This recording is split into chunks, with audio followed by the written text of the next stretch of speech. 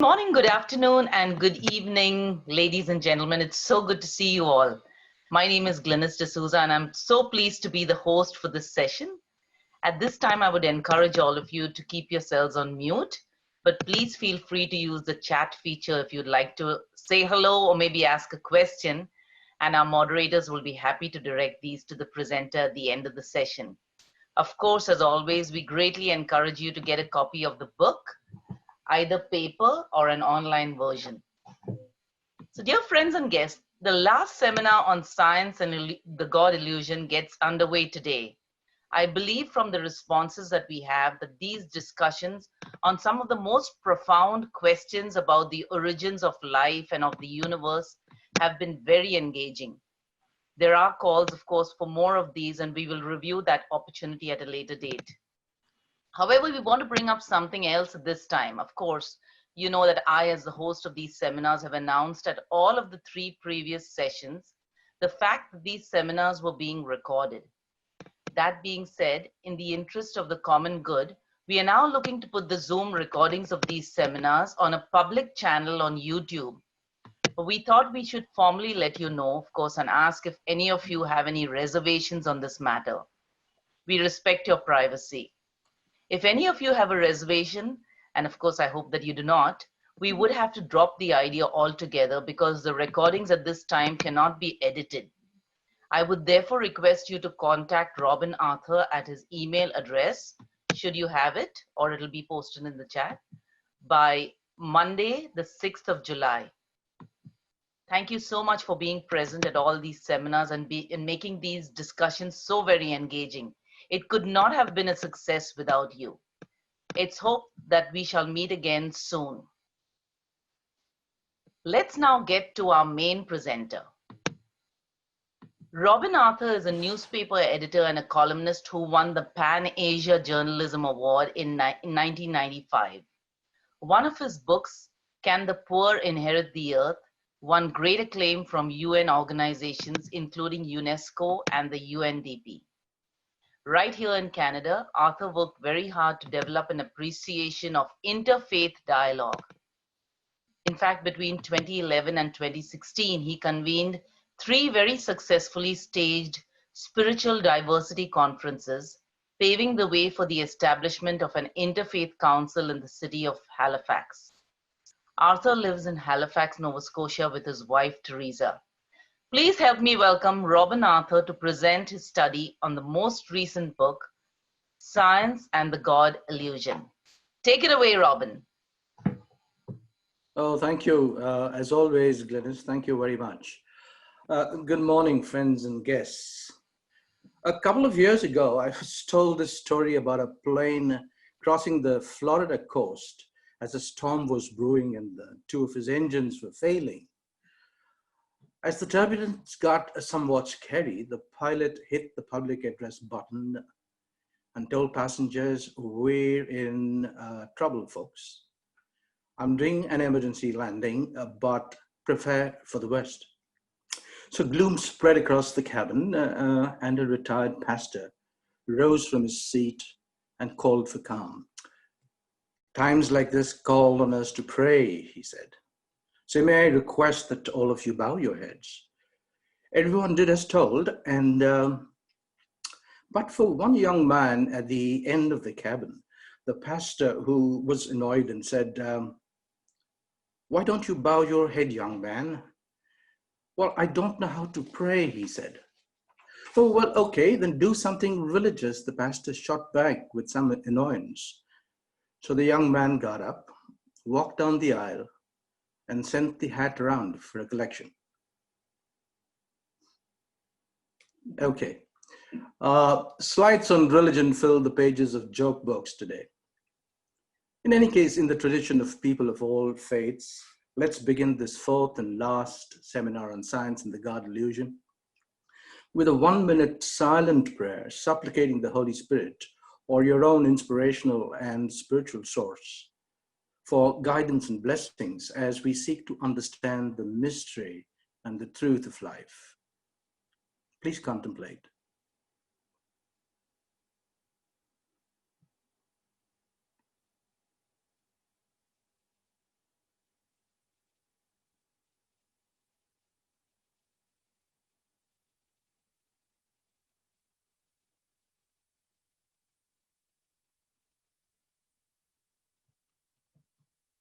Okay, this will be our last presentation of the series, and it's ironic that the chapter we begin with today is a narrative on how religion-inspired work heals suffering on the planet.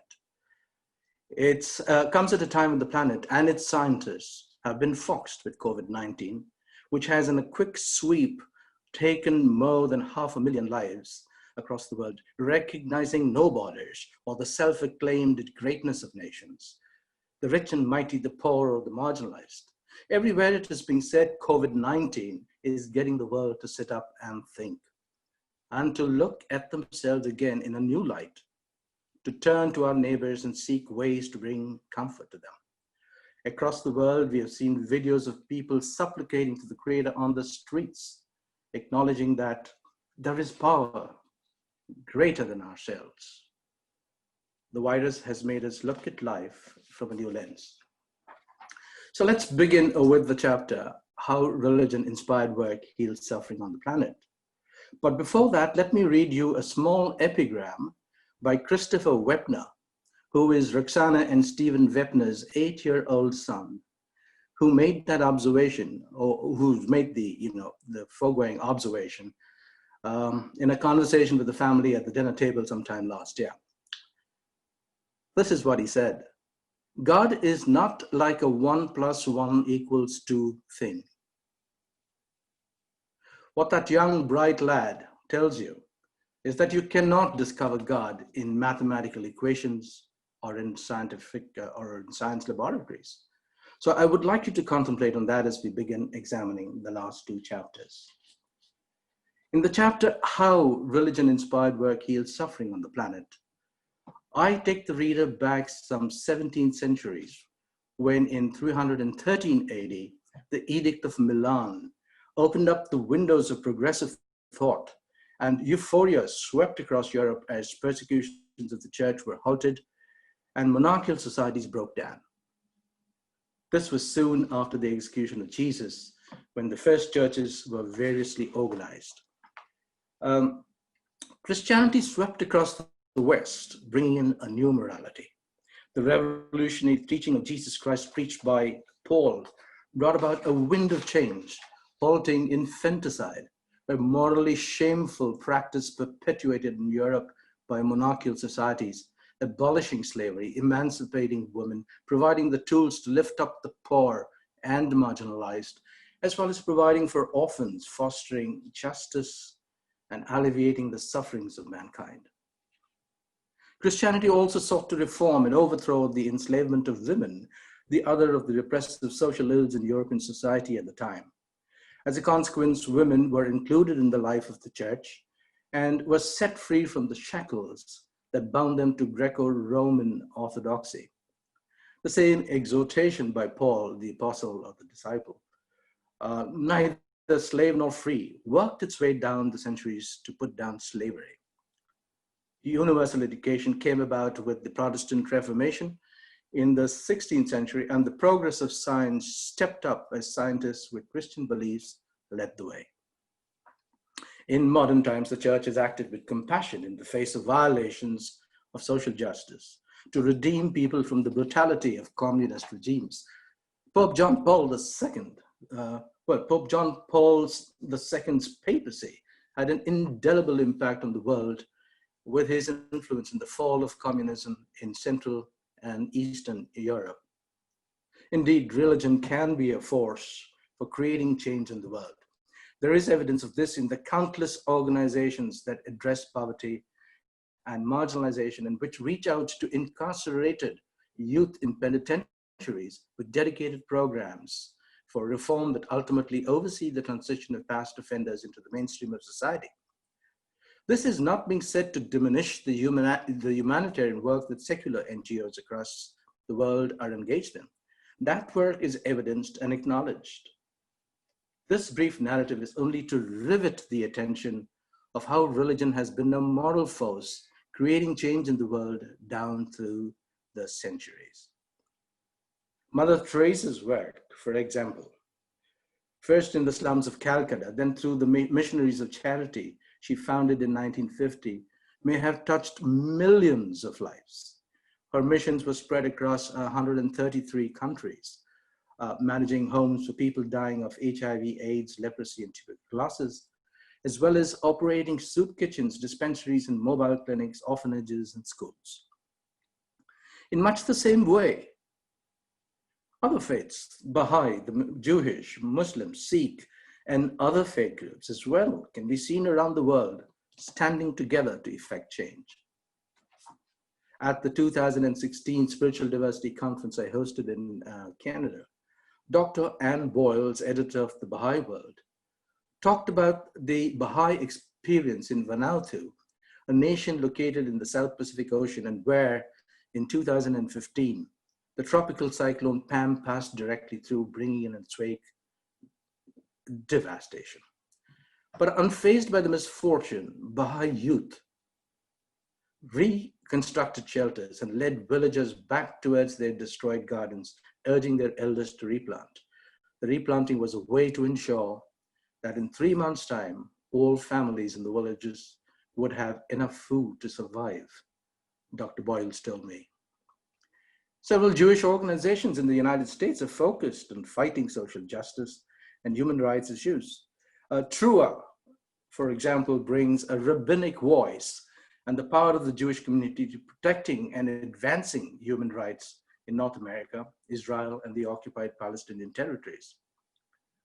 Canada's Sikh community in Regina is getting national recognition after its Prime Minister, Justin Trudeau, acclaimed its charity work during the COVID-19 pandemic. The Golden Triangle Sikh Association is looking to help international students and isolated seniors by producing packages of vital food ingredients they may not have access to. The free care boxes are being provided by the Kitchener-Waterloo Gurdwara. The Aga Khan Development Network is an endeavor of the Ismaili Imamate to realize the social conscience of Islam through institutional action. It brings together institutions and programs whose combined mandate is to relieve society of ignorance, disease, and deprivation without regard to the faiths and national origins of people whom they serve. Its primary areas of concern are the poorest regions of Asia and Africa, and the institutions derive their impetus from the ethics of Islam, which bridge the two realms of the faith, which is din and dunya, which is the spiritual and the material. So why am I laboring the point? Well, someone has to debunk the notion out there on the streets that religion is the cause of evil in the world. Is God really relevant today? The short answer is absolutely. You see, God is relevant at any time in history. Gaze at the wonder of the universe like Einstein would, and you recognize why God is relevant at any time.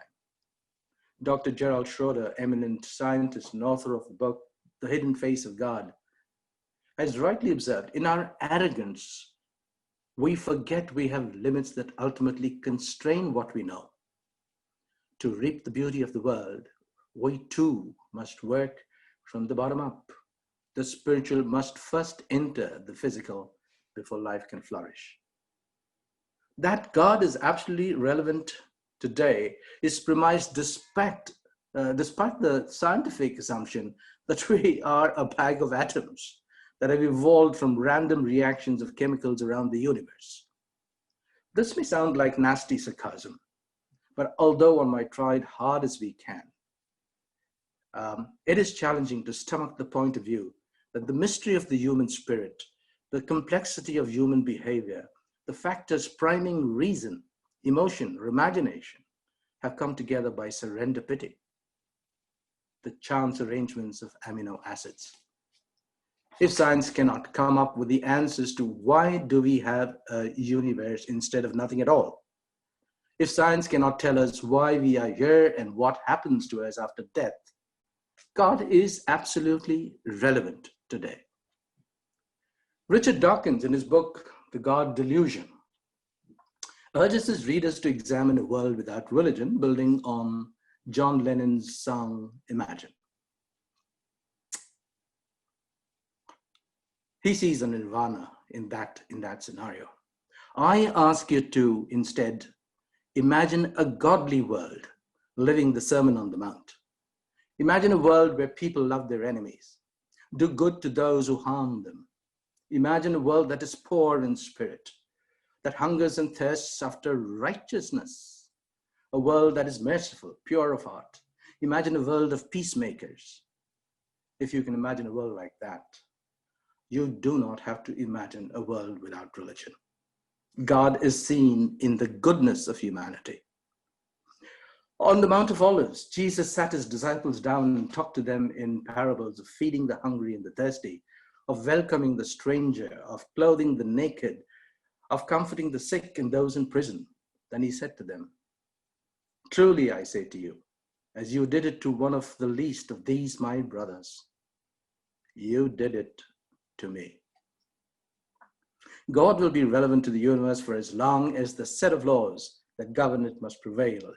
The physical constants that make the planet hospitable to life must stay attuned in the Goldilocks zones. The sun must light up the firmament and day must follow night. And the earth be made warm so that we may bask in it. The awesome seas must be the habitat of fish. The seagulls must glide across them. The rain must fall gently upon our fields so that it grows our crops and brings fruit to our land and the bread of life to sustain us all. The rivers and lakes must flow in peaceful serenity with abundant water to quench our thirst.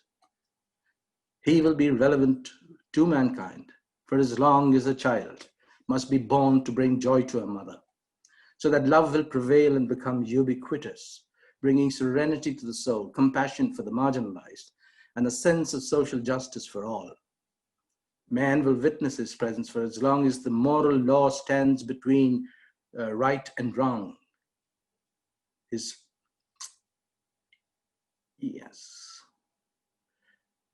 Until all of mankind can see the truth and appreciate the grandeur of his creation.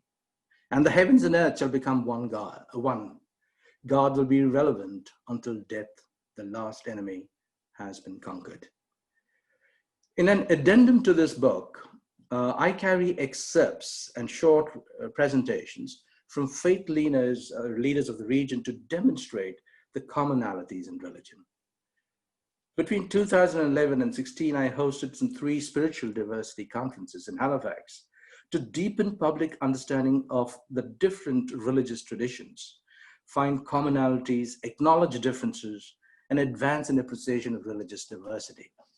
This is important particularly because all of mankind worships and glorifies one creator of course, in spiritually diverse ways. So let's look at the commonalities. Rabbi Ari Eisenberg, formerly rabbi at the Shar Shalom Synagogue in Halifax, while providing a Jewish perspective at a conference in 2013, asked the question, what is it that motivates someone to obey a commandment? The answer, he says, is found right in the middle of the Torah, right in the center of the book of Leviticus. You shall be holy, for I, your God, am holy. Do you see the connection between Jewish and Christian scripture? Reverend Father Owen Connolly, a priest of the Archdiocese of Halifax, told conference delegates in 2016, the Sermon on the Mount is the basic teaching of the gospel, which should be for the Catholics what the commandments are to the Hebrew people. You see the connection again? Dr. Jamal Badawi, a prominent Islamic scholar in North America, in a submission to my book, The Science and the God Elusion, wrote, it should be noted from the beginning that the very term Islam implies that peace is the basis of Muslim, non-Muslim relations. It's founded on the belief that there is one God. He quotes from the Quran, behold, we have revealed to you, O Muhammad, as we revealed to Noah and all the prophets after him. Then in matters of faith, he quotes again, God has ordained for you that which he enjoined upon Abraham, Moses, and Jesus. Steadfastly uphold the faith and make no divisions therein. You see the unity of purpose? Adrian Fish, a priest in the Soto Zen school of Buddhism, told delegates at the 2013 conference, the Buddhist ethical guidelines, which are the 10 precepts, are remarkably similar to the Ten Commandments. Again, a similar residence of the tenets of Christian Buddhist faith. The Baha'i sacred writings, as presented by Gordon Naylor of the National Spiritual Assembly of the Baha'is of Canada, state that the divine religions of the holy manifestations of God are in reality one. Man must be a lover of the light, no matter from what dayspring it may appear. He must be a seeker of the truth, no matter from what source it comes. The great sage of Hinduism, Swami Vivekananda, is reported to have observed, religion is not talk, nor doctrine, nor theories, nor is it sectarianism. Religion does not consist in erecting temples or building churches or attending public worship. It is the relationship between the individual and God. So then why cannot faith groups work for the common good? There is a sense among people of faith that interfaith congregations can become an impregnable model force and provide a critical solution to today's grave problems. Hate, intolerance, tyranny, and violence have no place in a world that's looking to create for itself peaceful societies. The collaboration of interfaith societies are important, especially in the West, where the challenge of accommodating religious diversity, especially within the framework of secular governance, gets more pointed. There is already evidence of an exponential growth in religions from South and East Asia, Africa, and the Middle East. September 11 and its subsequent war on terror raised many questions about what triggered that egregious cataclysm and how our societies can for a paradigm shift from the inevitable clash of civilizations to a dialogue of civilizations. What's triggering violence across the world is no second guess, especially when you see hatred, bigotry, and xenophobia raising its ugly head at regular intervals. The brutal killing of George Floyd in the United States on May 25 may have already changed the world. Taking a knee, chanting, and ignoring social distancing regulations, outraged professors kicked off global rallies against racism and police brutality, getting the world to sit up and think. The voices of people of faith across the planet can as well become a rallying cry to stamp out bigotry and social injustice from the face of the earth. At the last seminar, I was asked, what can we do about poverty, especially in the context of the COVID-19 crisis? There is no quick fix to end poverty. But in the face of this temporary crisis, voices of faith can lobby their governments to do more for the poor at this difficult time, even if it means easing the pain of poverty, one person at a time. The voices of faith can evolve into a morally inspired tidal wave to wash away the narrow domestic walls that separate humanity, so that we can build a world as the great Indian poet Rabindranath Tagore had dreamed, where the clear stream of reason has not lost its way into the dreary desert sands of dead habit. My dear friends and guests, we are about to bring these discussions on science and the God Elusion to a close. So finally, let me summarize what has been said in these 4 seminars that began on 13 June. I shall be very brief. I have said, firstly, Darwin's Origin of Species speaks not of the origin of life, but about the evolution of life. He has admitted to the notion that the Creator first breathed into the atom to create life. Second, that the theory of the Big Bang has been criticized for its reliance on serendipity. Sir Fred Hoyle, an eminent British astronomer, has likened the theory to a tornado that sweeps across a junkyard and comes up with a jumbo jet. That's laughable. I'm just paraphrasing at this time. Dr. Francis Collins, another eminent scientist who was head of the Human Genome Project for some years, says in his book, The Language of God, the Big Bang theory calls for a divine explanation. At the other end of the spectrum, the notion that the operating program of a living cell could be arrived at by chance in a primordial organic soup here on Earth has been described as nonsense of a high order. Again, it's Hoyle, who for political reasons was deprived of the Nobel Prize, is reported to have said that.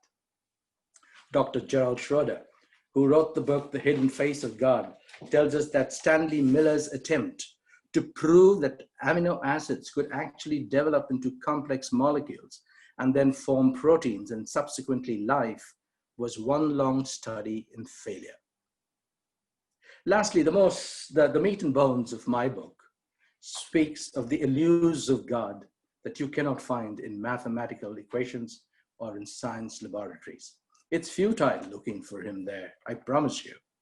You can find him in the soul of your being. And you can hear him through the voice of your conscience.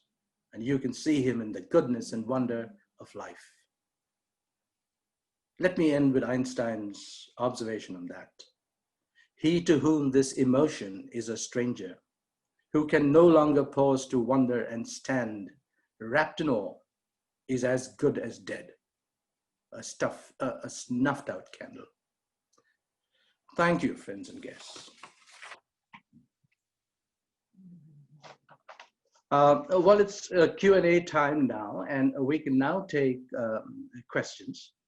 But before that, I would like, for those who are coming to these seminars for the first time, would like to introduce my friend Stephen Wepner, who wrote the foreword to my book, Science and the God Elusion. Professor Wepner is a physicist at a liberal arts college, Eckerd in Florida, and is a practicing Catholic. He has co-taught for over 15 years a course called A Culture of Science and Faith. Stephen, please feel free to jump in during the Q&A. Friends, just a brief note. Many of you who have been here for previous sessions will know that if you have questions, you may send them to the chat. Of course, we've got to fit it all within the time that we have. And if we cannot, please send your question to robinarthur@hotmail.com and be sure you will get a response. Yeah. We can now take questions, I guess. Yeah. Yeah, so please feel free to put your questions in the chat, or else you can even unmute yourself and ask the question yourself.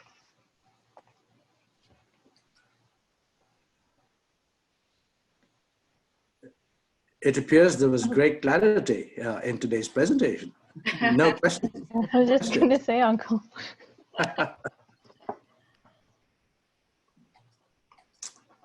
That's flattering, actually.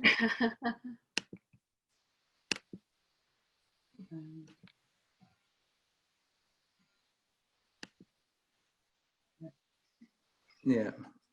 Okay, so not all of you at once, one at a time. Okay, I have a question. Hi everyone. For those of you who don't know me, I'm actually Robin's daughter. But this is not going to be a trick question, I promise that.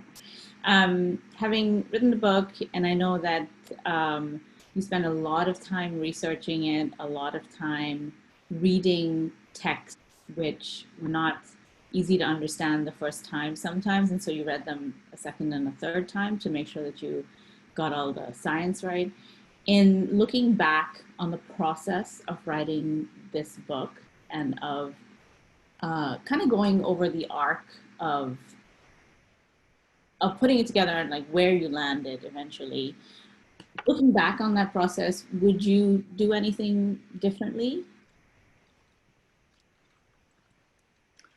No, it's probably the work that does me most proud.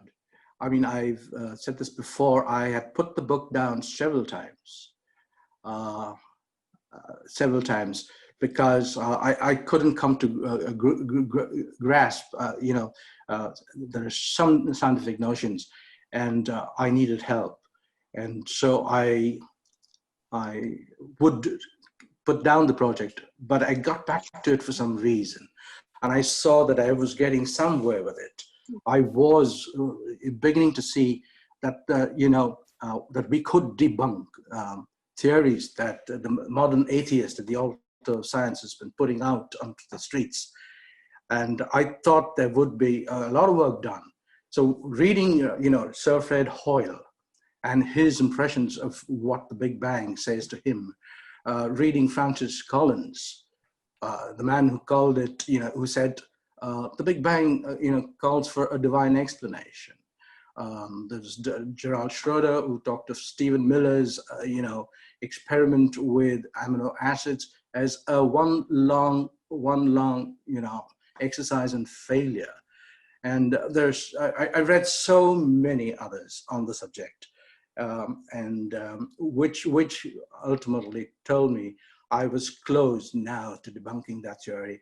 And that gave me the conviction that I needed to go ahead and let this truth, move on.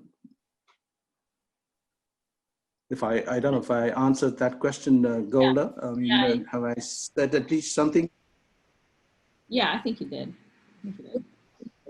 Okay, good. Thank you. Go ahead.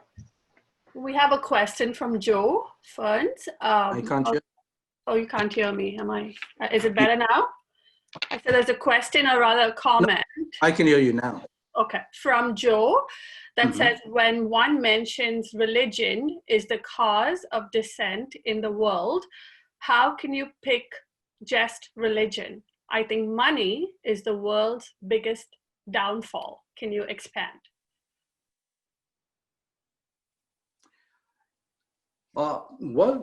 Money, they say, has been the root of all evil. Dad used to sing us that song at every party. And Mom never liked the fact that he would denigrate money and call it the cause of all evil. But no, speaking seriously about it, yes. Firstly, Joe, I'm happy you think that religion per se has nothing to do with evil in the world. That you might say religious institutions are sometimes blamable for what we've seen in history, whether you're talking about the Crusades or the Inquisitions or whatever. We have seen corruption in our churches, and yet it's religious institutions that may have at some point been involved in evil, but not religion. I say not religion because the Buddhist, to him, religion is the teachings of Buddha. To the Christian, religion is the teaching of Jesus. How can the teaching of Jesus be called an involvement in evil? Therefore, I really don't like that term that religion is the cause of evil. Religious institutions might be, but now, but like you say, Joe, not religion. Yes, money would be, greed, the need for power. I mean, we kill in order to retain power. We do so many other things because of our greed. I mean, today, the rape of the young, that again comes from a different kind of immorality. So there are several others that cause. Religion is not one of them, of course. Yeah. Thanks, Robin. Oh, yeah. Anyone? Yeah. I actually want to make a comment as well, that Robin, thank you so much for doing this book. I'm actually presently taking an apologetics course, and there's so much of material to cover, but you've condensed everything so well into this book. And I really want to encourage everybody, especially nowadays, there's so many people questioning all of these different concepts, that if you read the 120 pages that Robin has put together in the book, it's really such a wonderful synopsis of everything that science says, and then the God Elusion. So I would really encourage everybody to get this book. So I want to just thank you, Robin, for writing this book. Oh, thank you, Glennis. I would want to do that finally before we close today. A round of thanks to all of you who staged these seminars, right? So Bia has a question. Media is so powerful. The person with more money wins the election. Is it possible that we do not teach our children moral ethics? And yet, in every profession, we have to sign agreements about ethics, conflict of interest, etc. How do we teach our children moral literacy? Yeah, I've not talked about that in my book. So it's like asking any thinking individual what one needs to do. So it's really up to, like I said, religion can become a moral force in the world. Okay, and it can become a moral force, an impregnable one. And if by these societies coming together, one can stop, moves by vested interests to end morality, to end ethical, understanding, and to end, religion in people's lives. Yeah, I was just wondering, we have finally come to some kind of a realization about social and emotional intelligence, and now it's being promoted. It is being sort of also prescribed as a little bit of a curriculum in the schools. I'm just wondering, why hasn't anyone brought up, morals or ethics? Is that there's just a lack of awareness, or like you just mentioned, there is a push against it completely? Both. Yes, there is a lack of awareness about what morality and ethics must mean to a society that wants to live at peace with one another. There is a lack of that. You can see, and I believe there isn't anything of that in school curriculums. Am I right, Teresa? I know that I know.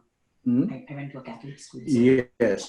So, yes, so as I said, if we can become a moral force, we are able to make that come about. And I think that is so important in creating a world that's looking to be at peace with itself. Thank you. Can I just say something? Actually, I was really very happy that Glynis, you've decided to do a course in apologetics, and I'm sure you're not going to regret that. It's something that I discovered a couple of years ago, and there was really no going back.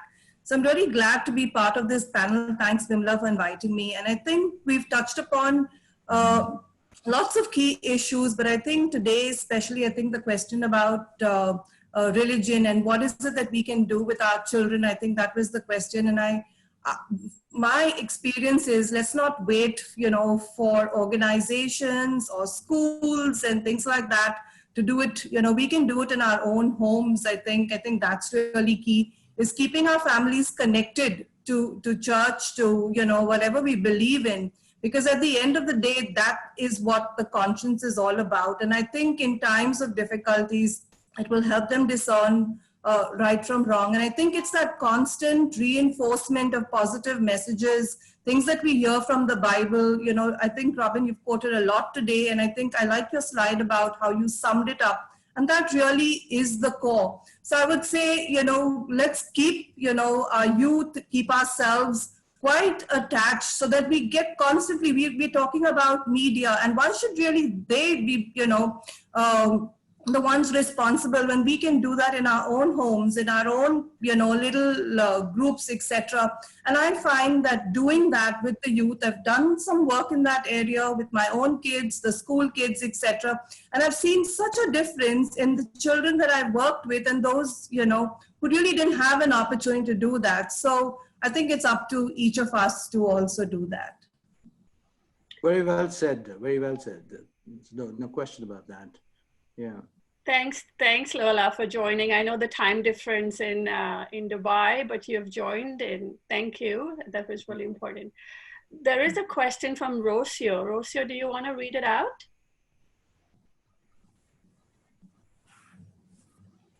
Rocio?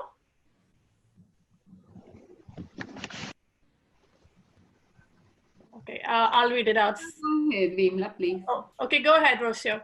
Oh, there you are. Okay, I was thinking to ask a question kind of in general. Let's suppose for a moment that we find out or get the proof or whatever that eternal life does not exist. would you live your life in any way, in a different way, in a different form?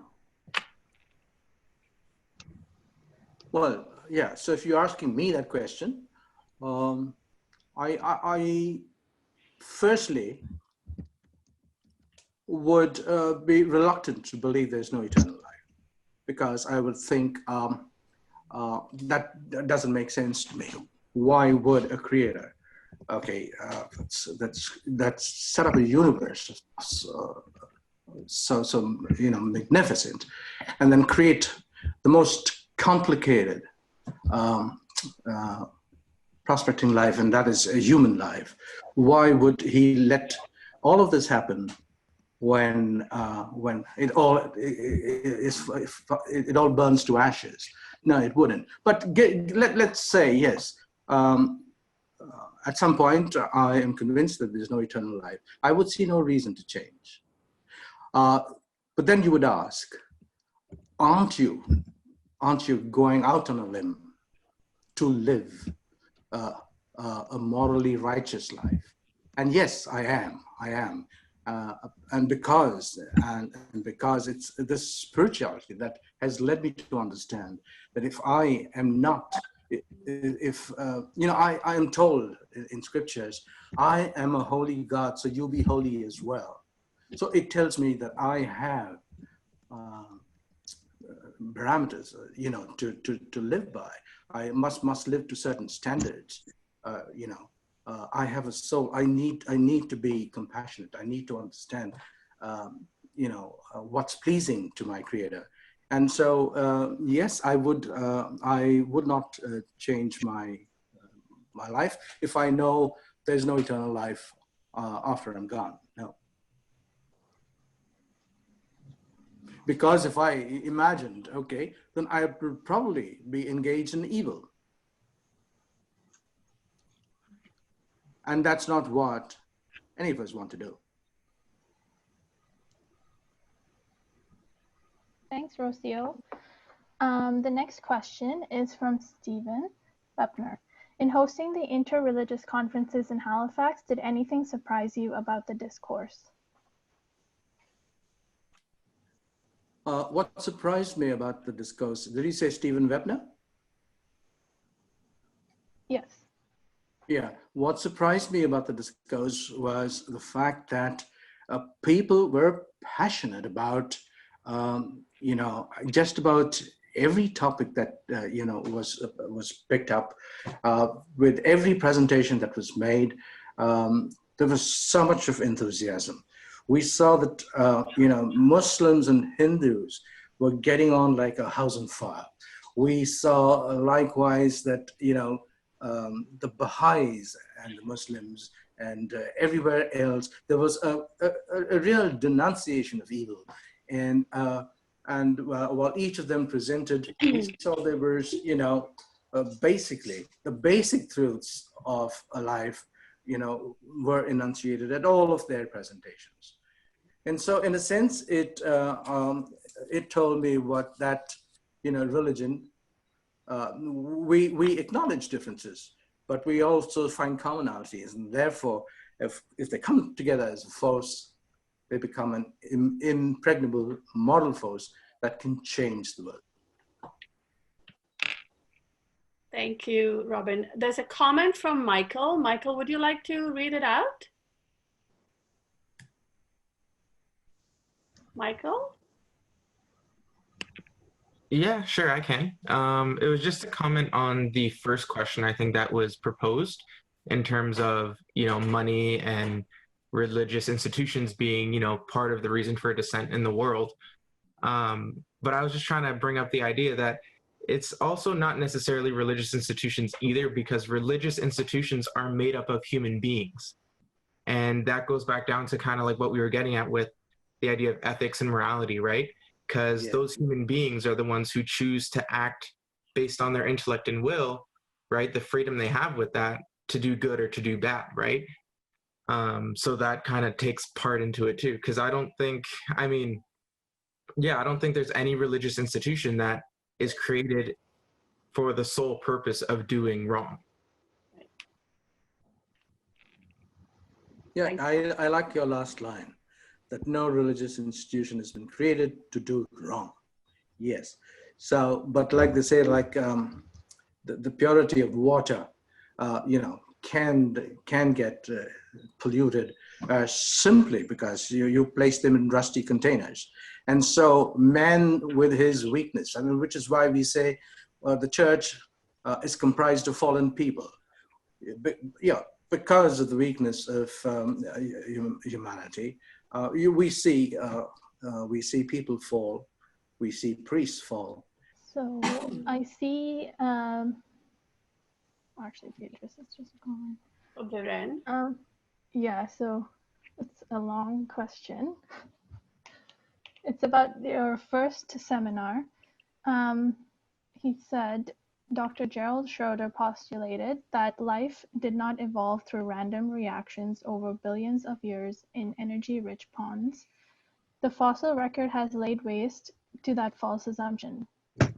What are the false assumptions? And second, what fact does the fossil record bring forward on the evolution of life, which debunks the false assumptions on how life evolved? I didn't have access to those fossil records, nor did Dr. Schroeder in his book talk about what those records were. All he said was that the fossil records debunked that theory that life could have been formed in a primordial ocean with chemicals, coming together randomly from across the universe, okay, coalescing and forming amino acids, and then amino acids, forming proteins, and therefore thus, creating life. And which is why I think Fred Hoyle talked of, this whole thing, whether it was the Big Bang or this theory of how life began. He said, I mean, it can be likened to this, to the fact that here is a tornado sweeping across a junkyard, and then all of a sudden comes up with a jumbo jet from the materials therein. So that is all that Schroeder talked about. But he didn't go into any detail about the fossil records. Thank you, Robin. So we have a question from Barbara. Can we not begin with children by instilling a sense of gratitude towards the planet, which provides divine sustenance, and from that point, the necessity for sharing with our fellow beings? Excellent, an excellent recommendation, of course. I mean, that's probably the only way to advance our society. Okay, much as it claims to be advanced in many ways. I see it as a society in decline, because if morality breaks down, if the respect for one another breaks down, if ethics break down, okay, how are you a progressive society? You are a society in decline. And so, yes, and it all begins at home. It all begins at home. Because at schools, you're told what's politically correct. And right and wrong is now a perspective in schools as well. Yeah. The truth has become perspective, has become a perspective.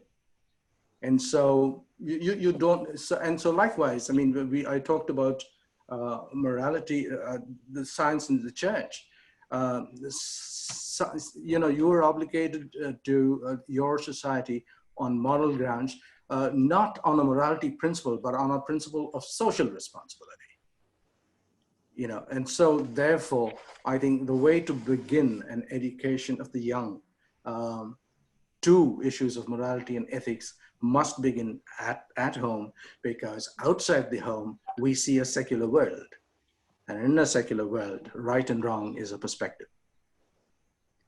Can I just make another comment? I think the problem is we've misunderstood the meaning of the word compete, because competition came originally from seeking together as one, seeking to enlighten ourselves and all around us, you know, but it's become such a conflict interpretation of that word, really, which is causing the problem. Competition, basically.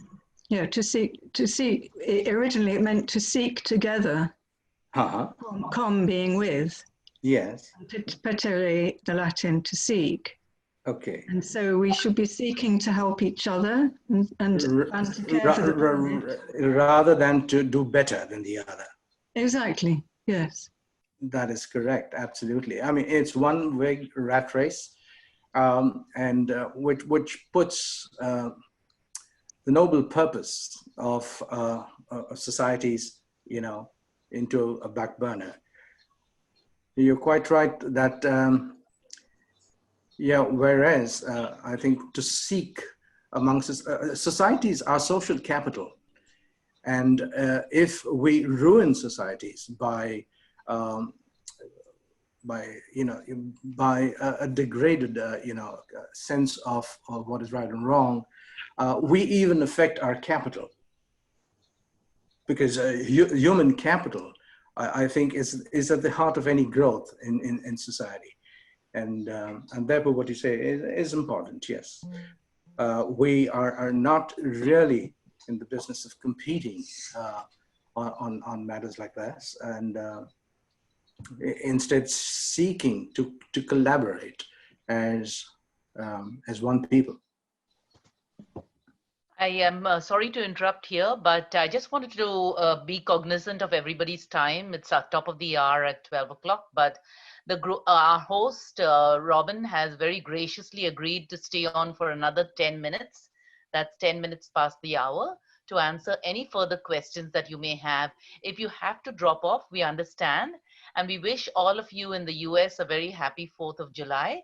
The rest of you, we wish a happy Saturday and a happy weekend. And I encourage you to all engage on this topic through emailing Robin at his email address that's in the chat, as well as engaging in the private Facebook group that has been set up for this purpose. And thank you so much for joining us through all of these recordings. As we said, the recordings will be on YouTube, but I'm going to take it back now again to Robin to answer the rest of the questions, and for another 10 minutes after the hour. Thank you. And let me say, Glynis, I just wanted to let everybody know that this whole project was a solid teamwork, but it started with one person. It started with my niece, Vimla, who one morning sends me an email and said, Uncle Robin, have you ever thought of promoting your book on Zoom? And I was dumbstruck for a while, because no, nothing like that had ever gotten to my head. And then Vimla took it further, bringing Glynis into the fray. And then we expanded it because we knew, even more skills were needed. And therefore, Vimla and Glynis came in, and then I brought in Shaina, who helped out with slide production, and also helped out Vimla with moderating, and of course then my son, who has really handled all of the technical side of the operation, as well as the creative side of the promotions and such. And one person who's always behind everything I do in spirit is my wife, Teresa. And so together we were able to get this on. If you are not, what's the word, unmuted, give this team a round of applause. Bravo, Villa. I think the author needs a round of applause, and I think the biggest applause goes to our creator, because as Daniela writes in the chat, you're listening to the Holy Spirit again. And I just wanted to say really briefly that in the last 3 years, after my Julian went home to Jesus, God puts the thought in my head, and I just take the first step, he does the rest. He just sends angels on the way and he does the rest. So if you get a thought in your head and it's good, it's a good one, don't let anything stop you from going ahead. Don't let anyone stop you. There may be challenges, but God's put that in your head for you to go ahead. So that's all I did. I just added a Zoom account and you guys did the rest. So it was really nice to have you all. Wonderful. There's a question. From who? There's a question from Ivan. Shaina, do you want to read that? I think maybe he wanted to say there was a question about faith and bigotry. Yeah, Robin, you sort of spoke about faith, people of faith who can in fact prevent bigotry. In fact, isn't it the other way? In fact, people of the faith, of various faiths, with the way they believe, can sometimes be the cause of bigotry. There's a very thin line between religion and bigotry. What is that line? Can you define that line that separates religion, which we see there's so many religions all over the world, and the bigotry? We see so much bigotry all over the world. Now, what is it that separates bigotry from religion? I think ignorance is what does it. It only takes ignorance to distinguish from a white and a black man. It takes only ignorance to differentiate between somebody from the East and somebody from the West. And it basically takes ignorance, and racism is all about that. And again, many years ago, after, for example, was it Rosa Parks, I think, was asked to get up and offer a seat to a white man. Did schools begin to study issues of race and how racial injustice, of course, can in fact corrupt a society, and that has gone a long way in changing the way people see others today here in Canada. How can you believe in a God and denigrate another human being? You can't. So it's not as if your religion is causing that to happen. It's despite religion, you're not able to understand the tenets of your faith, and ignorance comes in the way. That's all I can say, I think. Robin, I have one question from Fiona. Fiona's she's texted to me.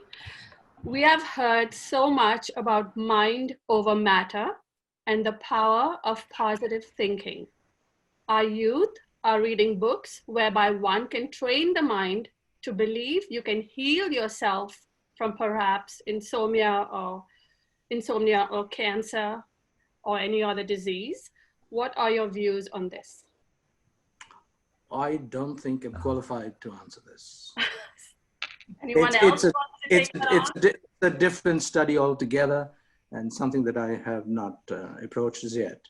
But yeah, if anybody in the congregation or in the assembly can provide a light on that question, great.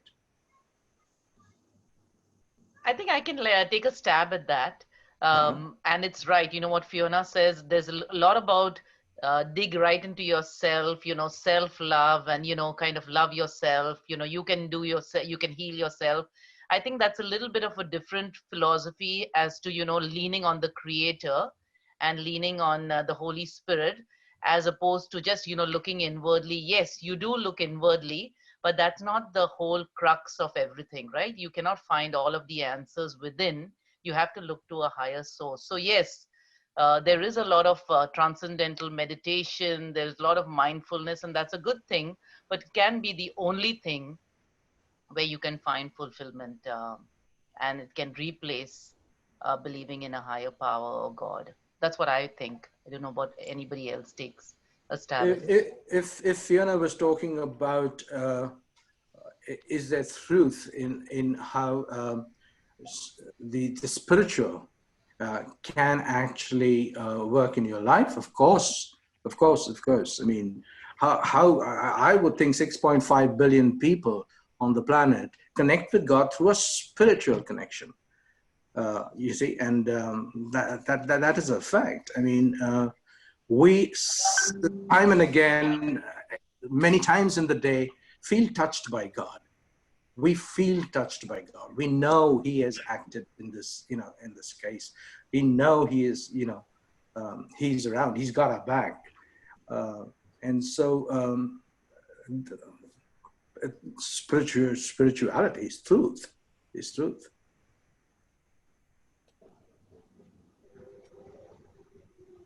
So I just wanted to be mindful of everybody's time. I know we said we'll go on for 10 minutes more. It's actually 10 minutes now, 12:10. And for any parting comments, I'll leave it back to you, Robin, and to Wimla. But for now, I think we'll have to end the call and then ask everybody to connect on the different channels that we mentioned in the chat. Is that fine? That's fine, I think, Mami. Yeah. Thank you, Robin. Thank you, Robin. Thank you, everybody. Have a wonderful day. Thank you all. Thank you all.